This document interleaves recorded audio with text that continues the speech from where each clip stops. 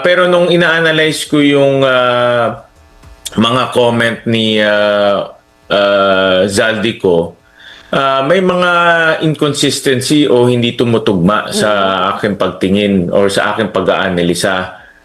Unang-una doon yung mga projects, no? Dahil itong mga projects na ito ay pwede naman isama na sa NEP. No? So, kung sinasabi niya na si Presidente ang nagpasok to sa BICAM, hindi nagtutugma dahil pwede naman ito ipasok sa NEP. Pwede naman ito isama nung una pa, bakit sa dulo? Kasi ang BICAM dulo na eh.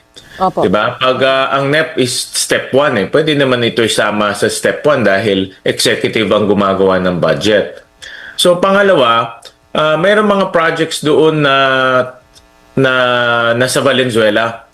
So, inimbestigahan ko kung ano itong mga projects na ito. Itong mga projects na ito ay mga secondary roads. Hindi ito mga major roads. Hindi ito mga national roads. So, nagtataka ako, kung mag-insert ang Pangulo, bakit secondary roads? Bakit sa mga minor roads hindi gumawa ng highway o hindi gumawa sa MacArthur Highway?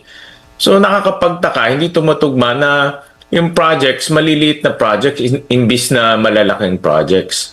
At pangatlo, nung tinitignan namin yung projects, ilan dito sa mga projects na sinasabi ni Zaldico ay na-veto. Opo. So, nakakapagtaka kung sinasabi sa Presidente ang nagpasok nito, bakit vinito rin ni Presidente?